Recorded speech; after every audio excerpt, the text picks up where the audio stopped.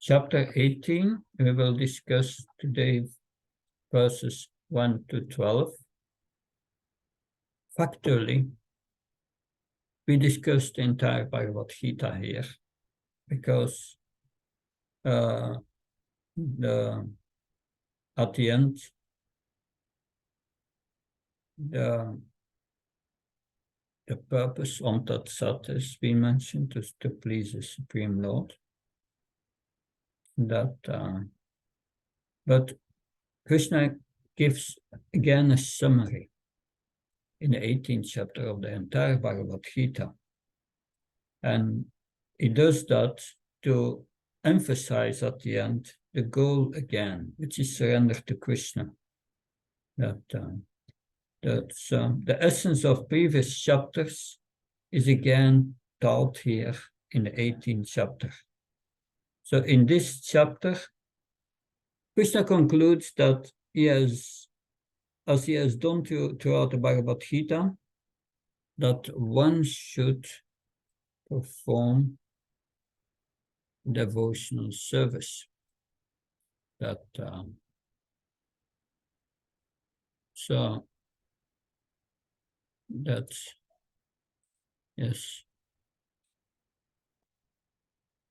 One should perform devotional service. So Krishna begins his summary, as he has previously spoken, by reiterating his prescription that Arjuna renounce the fruit of work. That not the work itself. The verses 1 and 12 are a summary of Karma Yoga, the principle of Karma Yoga. In 12 verses, we will hear that. So we'll read first 1, verse 1. We are. Arjuna vacha sanyasya mahabaho tattvamichami veditum jagasya sarishikesha pritahkesi nisudana. Arjuna said, "O mighty aunt, I wish to understand the purpose of renunciation, tyag, and of the renounced order of life. Sannyas, O killer of the Keshi demon, master of the senses."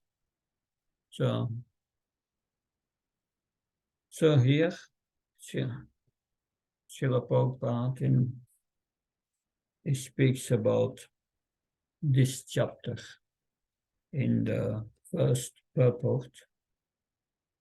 I read the essence. In every chapter of Bhagavad Gita, Lord Krishna stresses the devotional service unto the Supreme Personality of Godhead, that this is the ultimate goal of life. The same point is summarized in the 18th chapter as the most confidential path of knowledge. So we heard that at the end of the first 6 chapters. Yoginam sarvasam matchanantratnam shadamam vachdeyavam samyuktatamam. Highest yogi, Krishna, so this one who is united in love with me within the heart. So it was concluded that all actions should be performed in conjunction with the Supreme Lord, represented by the words Om Tat Sat at the end of the 17th chapter. So the third part of the Gita has shown that devotional service and nothing else is the ultimate purpose of life. So the Vedanta Sutra is meant for understanding devotional service. For the Lord himself is the composer of Vedanta Sutra, is the knower.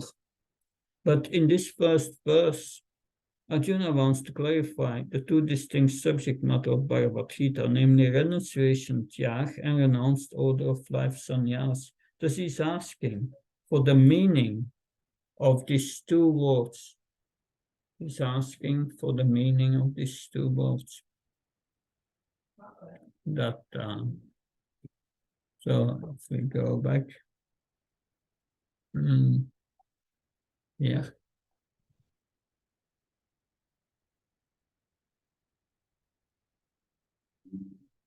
So verse 1.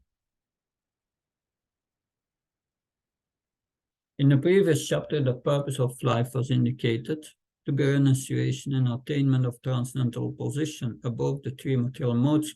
Arjuna wants to clarify the two distinct subject matters of Bhagavad Gita: renunciation, tyag, and renounced order of life.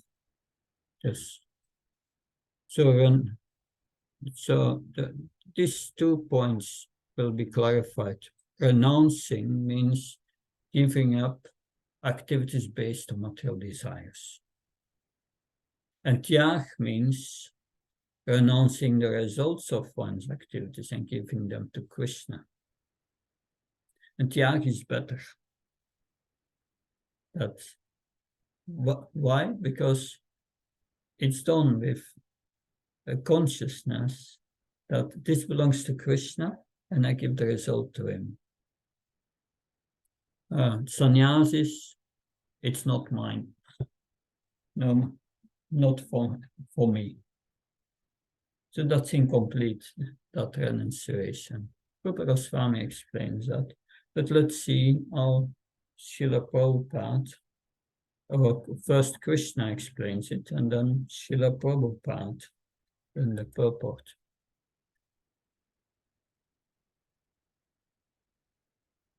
So, text 2. Shri Bhagavan Vacha Kamyanam Karmanam Nyasam Sanyasam Kavayo Vidu Sarvakarma Phalatyagam Paustyagam Vishaksana. The Supreme Personality of Godhead said, the giving up of activities that are based on material desire is what great learned men call the renounced order of life, sannyas, and the giving up of the results of all activities is what the wise called tyag. So, the purport. The perfect performance of activities for the results have to be given up. This is the instruction of Bhagavad Gita, but activities leading to advancement of knowledge are not to be given up. So the sannyas is giving up the material activities. But better is activities leading to spiritual knowledge are not giving up. And that's devotional service. That is doing everything with the understanding that belongs to Krishna, and we give it to Krishna. And by that we make spiritual advancement, by this devotional service, by this connection with Krishna, that which is there in the perfection of tyag, that giving the result to Krishna. Chachnarta karmano yatrado koyam karma bandhana. That further in the purport, sacrifices prompted by desires should be stopped, renounced. Material desires means I'm doing it for me. No, we renounce that. But it's difficult to renounce that. It's difficult to perform sannyas that in that sense, renounce material desires, because they are there in our heart. We cannot just give them out. But by performing the tyag, by giving activities to Krishna, our heart becomes purified. It's for spiritual advancement. So sacrifice for the purification of one's heart or advancement in the spiritual science should not be given up. Therefore, this tyag is better, Krishna says, than this sannyas. That yes. Therefore, now we go back first to sannyas means giving up the activities that are based on material desires, where tyag means to give up the fruits of action. One should not renounce activities that lead to spiritual advancement. So that is the message. Text 3. Some sages say that all fruitive activities should be given up, and others say that sacrifice, charity, and penance should never be given up. That is what the sages say. Krishna speaks in the name of the sages here. Interesting. That it's not saying that he's saying. Tyagam dosha vadike karma pravo manishina. Chahyadana tapakarma na tyagam iti chapari. Some learned men declare that all kinds of fruitful activities should be given up as faulty. Yet other sages maintain that acts of sacrifice, charity, and penance should never be abundant. That, but now Krishna will give. That's what the sages thinks.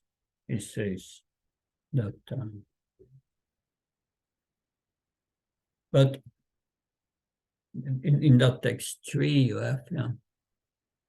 you have one kind of sages, they say that it's faulty, you must give it up. And other sages, they say you must still do it, activities of sacrifice and charity. So 2 kinds of sages. What is sages, these 2 kinds? Srila Vishwanath Bhakti Thakur explains that those who say that fruitive activities should be given up are followers of the Sankhya philosophy, who want liberation. They have nothing to do with Krishna. They want just liberation in Brahman. But then the others are the Karma Mimamsas. Karma Mimamsa philosophies they say that karma is supreme. That there is nothing as going to the spiritual world or something. No, we are eternally in this material world, and you do good activities, you get good reactions. And that's it. Therefore, and to get good activities, to get a good reaction, one must do sacrifice, charity, and penance as described in the Vedas. So it's not faulty. So different kinds of philosophers. So Krishna says, yeah, they existed already in the time of Krishna, and Krishna mentioned this here. This is what these sages say. But now, Krishna gives his opinion. Krishna is humble, my opinion, but his opinion is the law, and that's we will hear his opinion now in verse 4. Nishyam shimame tatra tyage bharata sattama tyage purusha vyakra trividaha sampe prakirtita. The best of the Bharatas now hear my judgment about renunciation of Tiger among men. Renunciation is declared in the scripture of being of 3 kinds. Yeah.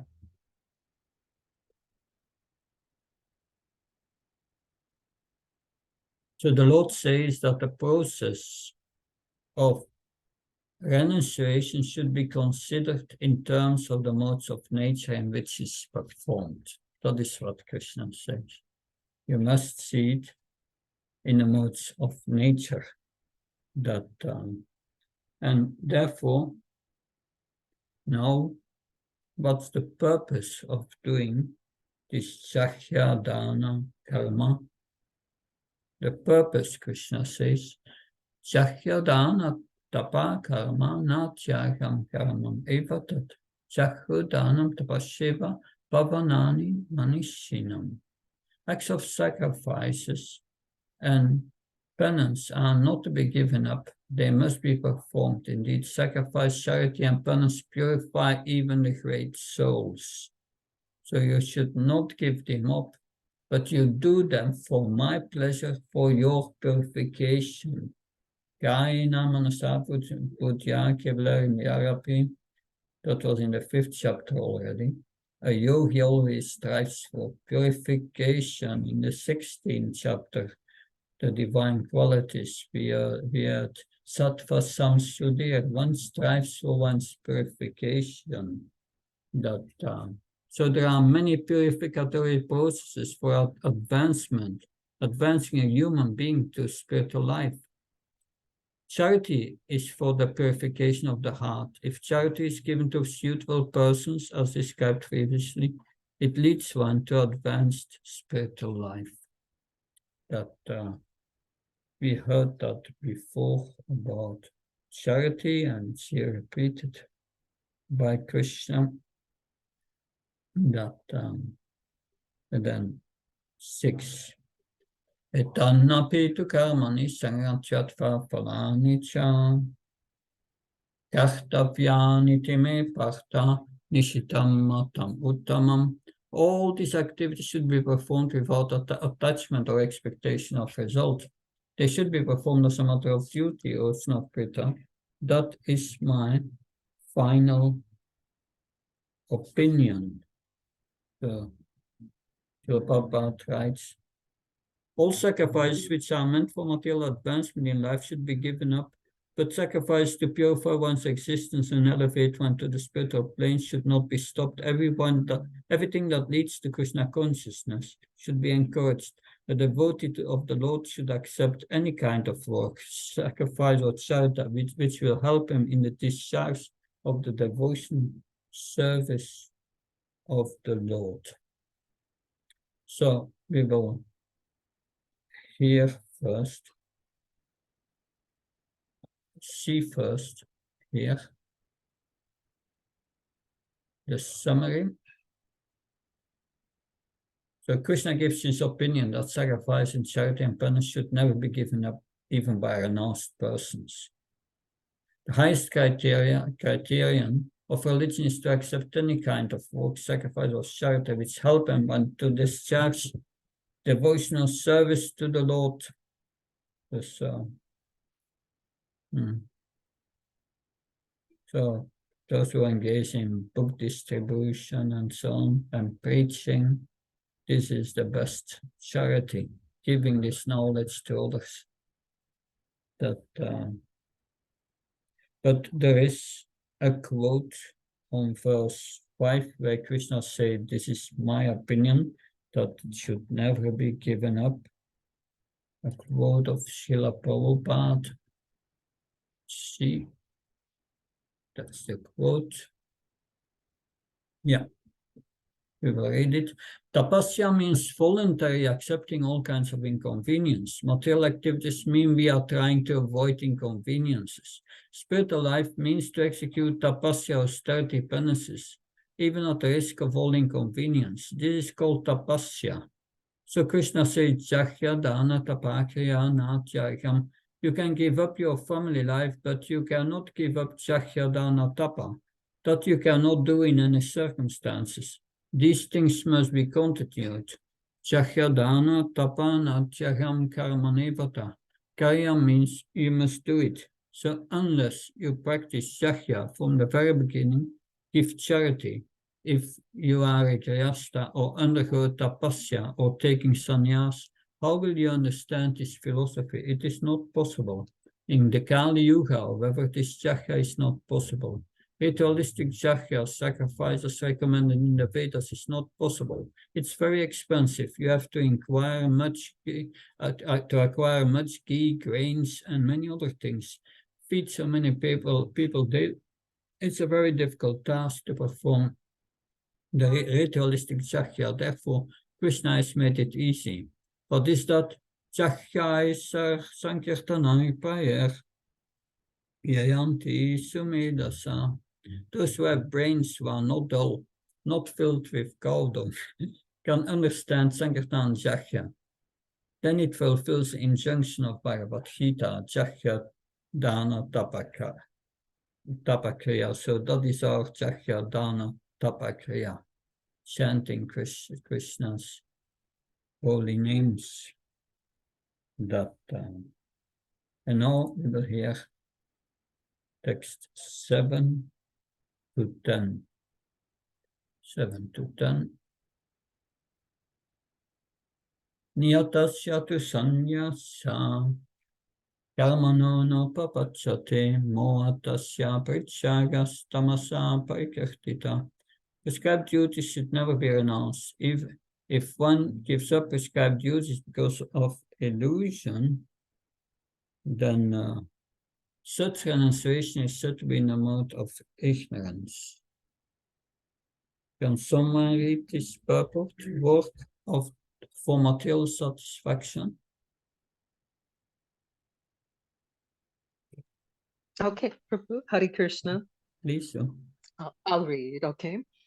Work for material satisfaction must be given up, but activities which promote one to spiritual activity, like cooking for the Supreme Lord. Oh dear, I lost the page. I'm sorry. I lost the screen. Yeah. Okay, I have it. Okay. Which promotes spiritual activity like cooking for the Supreme Lord.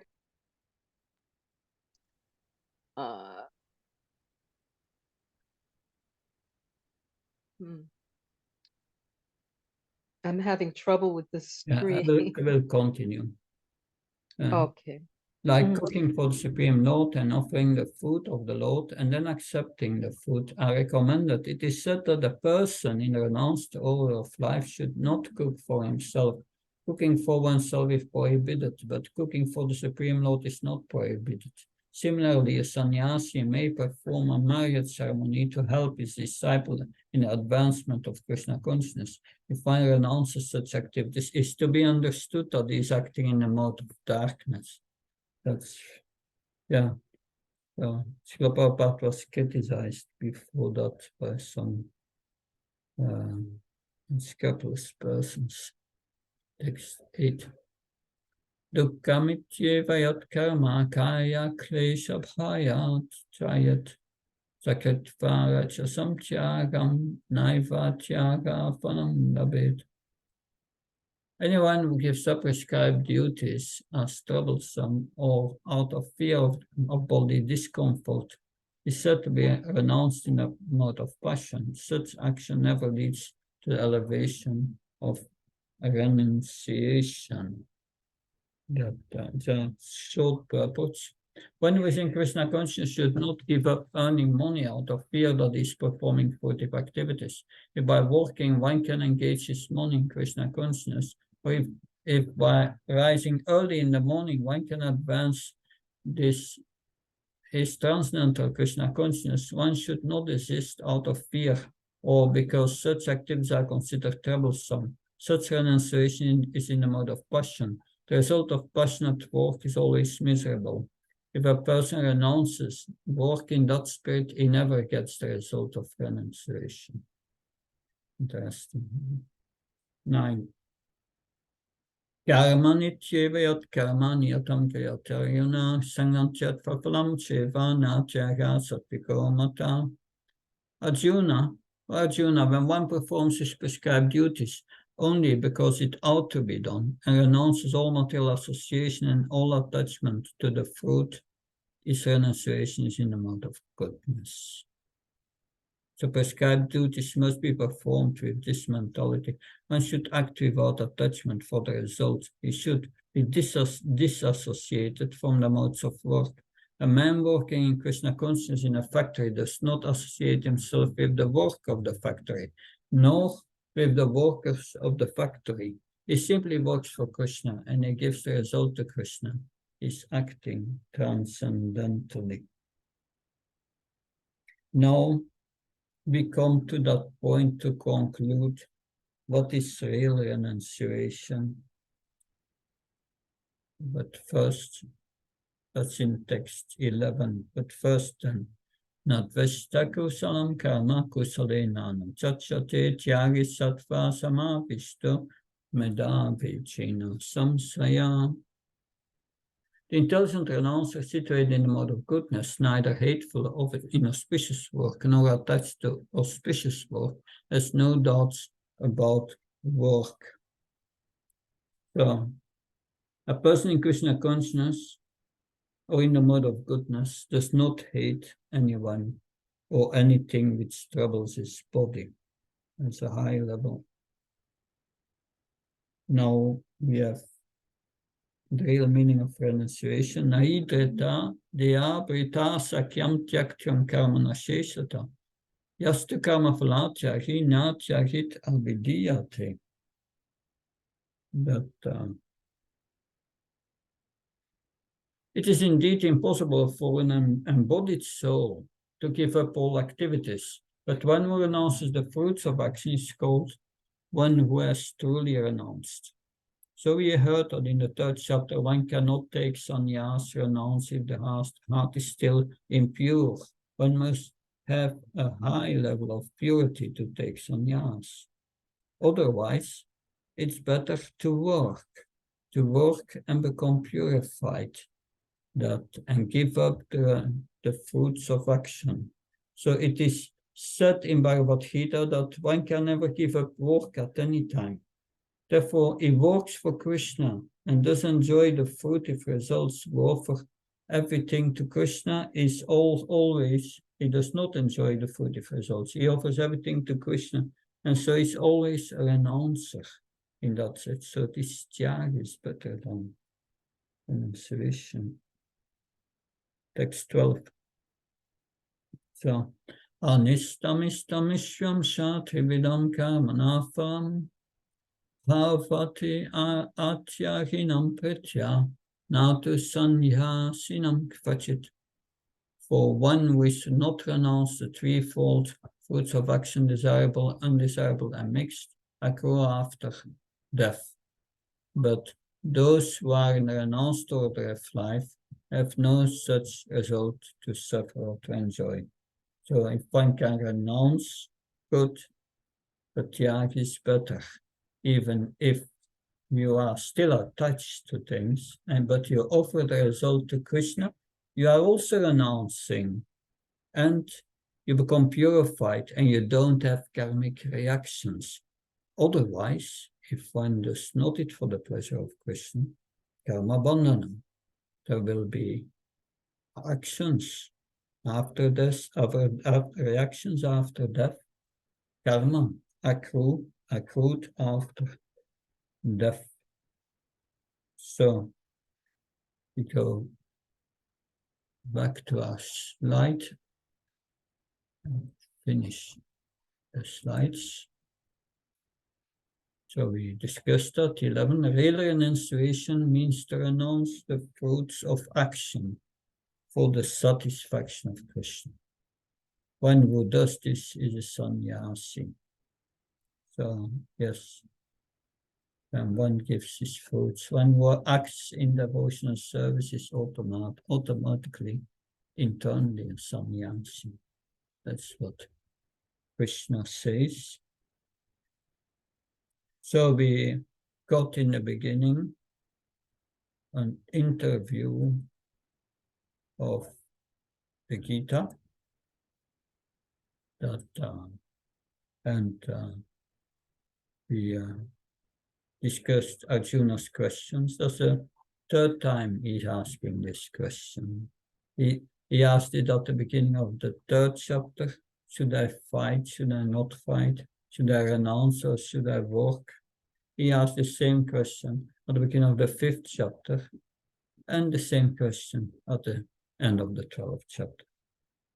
So these are Krishna's questions from the Gita about fighting or not fighting, renunciation or tyag. So Krishna answers. We have heard Krishna's answer. And currently Krishna comes to a definition of real renunciation, which is acting in Krishna consciousness for the pleasure of Krishna. Personally, what can be learned from it? We have to earn money, earn livelihood, but we use then everything in Krishna's service. Yes, we heard about Srila Prabhupada, his attitude towards a sannyasi conducting a marriage ceremony. Interesting. So everything that leads to purification, to spiritual life, to connecting us with Krishna should be encouraged. We heard also that we must back up everything with Shastra, what we are saying. That so, because we see also sannyasis in our movement, they do activities which are not prescribed for sannyasis in the Vedic system. So there's a difference between the Vedic sannyas and the Vaishnava sannyas. Vaishnava sannyas means using body, mind, and words in the service of Krishna. That is different. So, any questions or comments, please?